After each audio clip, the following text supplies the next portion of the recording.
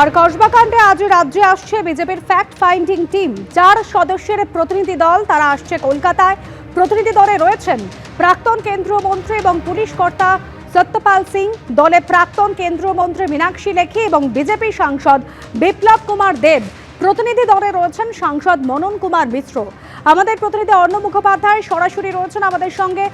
অর্ণব, এই বিজেপির fact finding team কখন আসছে এবং কোথায় যাবেন তারা? ঘটনাস্থলে নিশ্চয়ই যাবেন এবং কোন কোন বিষয় খতিয়ে দেখবেন?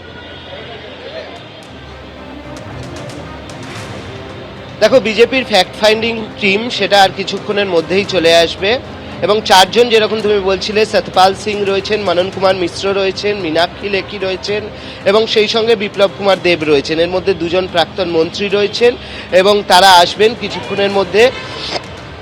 এবং তারা যেমনটা জানা যাচ্ছে তারা ইতিমধ্যে পৌঁছে গিয়েছেন তাদের গেট, যে গেটে নাবার কথা ছিল তার বদলে তারা অন্য গেটে আসছেন। এবং কিছুক্ষণ আগে অগ্নিমিত্রা পাল তিনি এসছেন, আমরা যেরকম দেখেছি যে এখানে কিন্তু এসে পৌঁছেছেন এবং অগ্নিমিত্রা পাল তিনি এখানে এসে পৌঁছেছেন। তার যেটা বক্তব্য যে টিমকে তিনি অ্যাসিস্ট করবেন এবং যেমনটা এখনো অবধি জানা যাচ্ছে বিজেপি সূত্রে যে এই দেখো এই মুহূর্তে টিম বেরোচ্ছে। এই মুহূর্তে বিপ্লব কুমার দেব আমরা দেখতে পাচ্ছি। বিপ্লব কুমার দেব, বিপ্লবদা কি বলবেন? আজকে আপনি যাচ্ছেন। আমি একা না, আমার সঙ্গে সতপালজি আছেন, পূর্ব ডিজিপি, আর পূর্বমন্ত্রী মীনাক্ষী লিখিজি আছেন, মন্নন মিশ্রাজি আছেন। ওরা 1 ঘন্টার মধ্যেই দিল্লি থেকে পৌঁছে যাবে। আমি আগে চলে এসেছি, একসঙ্গে আমরা বেরোবো। আমরা এমনিতে সিপির কাছ থেকে সময় চেয়েছি, এখন পর্যন্ত সময় দেয়নি। চিফ সেক্রেটারির কাছ থেকে সময় চেয়েছি, সেটাও দেয়নি। ল কলেজে যাওয়ার জন্য সেটারও পারমিশন দিচ্ছে না। তো এই রাজ্যে একটা অরাজকতা করে রেখেছে। উনি হাতরাসে টিম পাঠাতে পারেন, পেহেলগাঁওতে টিম পাঠাতে পারেন, কিন্তু যখন ভারতীয় জনতা পার্টি বা অন্য দলের কোনো টিম আসবে তখন সেগুলোকে অ্যালাউ করা হবে না। তাদের সঙ্গে চিফ সেক্রেটারি দেখা করবে না, তাদের সঙ্গে ডিজিপি দেখা করবে না। এইটা মানে একটা অগণতন্ত্র মানসিকতা সম্পন্ন সরকার চলছে।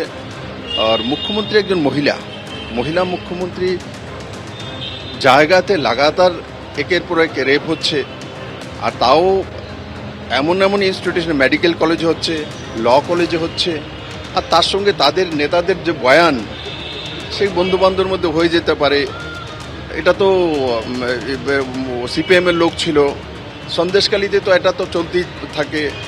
তারপরে যদি কেউ ডেমনস্ট্রেশন দেয় তাহলে ষড়যন্ত্র করছে, তাদের হাত পা ভেঙে দেবে। এই যে মানসিকতা সম্পন্ন সরকারের ভাষা, তার কারণে এই ধরনের ঘটনা লাগাতার বাংলাতে ঘটছে। আর সবচেয়ে বড় বিষয় হচ্ছে যে বাংলাতে মহিলারা সুরক্ষিত না। যেখানে 50% উপরে মহিলা, সেখানে যদি মহিলারাই সুরক্ষিত, ল কলেজেই সুরক্ষিত না হতে পারে, এটা ল স্টুডেন্ট যেখানে পরে উকিল হবে, অন্যের জন্য লড়াই করবে, সেখানেই রেপ করে দেওয়া হয়। তো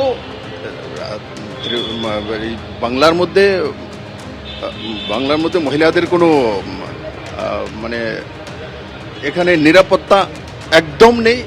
আর সবচেয়ে আমি বারবার দুর্ভাগ্য যে বাংলাতে মুখ্যমন্ত্রী সাহেব মমতা ব্যানার্জি একজন মহিলা মুখ্যমন্ত্রী, তার জন্য ধিক্কার জানাই আমি। আর আমরা সময় চেয়েছি, অগ্নিমিত্রাজি আমার সঙ্গে রয়েছেন, সবাই আসলে আমরা একসঙ্গে আবার দেখব কতটার মধ্যে সময় দিচ্ছে, তারপর আমরা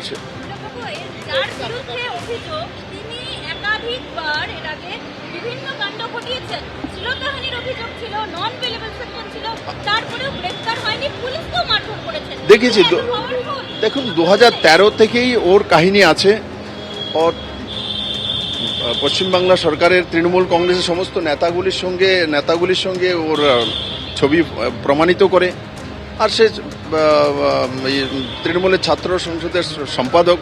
তো স্বাভাবিকভাবে যারা ঘটনা ঘটিয়েছে সমস্তগুলোই ডাইরেক্টলি তৃণমূলের সঙ্গে যুক্ত আছে এবং এরা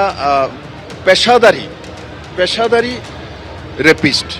আগেও প্রমাণিত হয়েছে, যেটা আপনি বললেন, আমাদের কাছে খবর রয়েছে। তো তৃণমূল করবে বলে তাদেরকে মাফ করে দেওয়া হবে? তো এই ধরনের মানসিকতা নিয়ে একটা মহিলা মুখ্যমন্ত্রী যদি রাজ্যের মধ্যে এই পরিস্থিতি তৈরি করেছে, তো এই স্টেট কনসার্ন। আমরা রিপোর্ট নিয়ে আমাদের রাষ্ট্রীয় অধ্যক্ষ জেপি নাড্ডাজিকে দেব। নিশ্চয়ই তো ওনাকেও যাবে। মুখ্যমন্ত্রী থেকে বলা হচ্ছে যে ইলেকশন যেহেতু সামনে, আপনারা ভোট পারপাসে এটাকে বারবার করে ব্যবহার করতে চাইছেন। এর আগে আরজি পার্কেও আপনারা ইলেকশন পারপাস এনক্যাশ করতে চেয়েছিলেন। শাসক দলকে কিছু বলতে চান? তো মমতা ব্যানার্জি যে আন্দোলন করেছিল গিয়ে ইয়েতে কোন জায়গায় করেছিল, সিঙ্গুরে, তো ইলেকশনের জন্য করেছিল। উনি তো বলেছেন কৃষকের জন্য করেছে। তো এইগুলো হ্যাঁ, বহু মহিলালে উনি তো রাস্তায় থাকতেন আন্দোলনকারী, তো উনি তো আন্দোলনটা ভালো বোঝেন।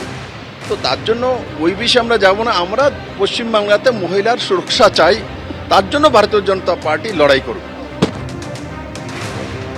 কথা বললাম বিজেপির ফ্যাক্ট বিপ্লব ফাইন্ডিং কুমার টিম দেবের সঙ্গে, ইতিমধ্যে এসেছেন, বিপ্লব কুমার দেব এসেছেন। তারা চেষ্টা হ্যাঁ, করবেন দেখা করার, কিন্তু যদি না দেখা করার সময় দেন তারা ঘটনাস্থলেও কিন্তু যাবেন।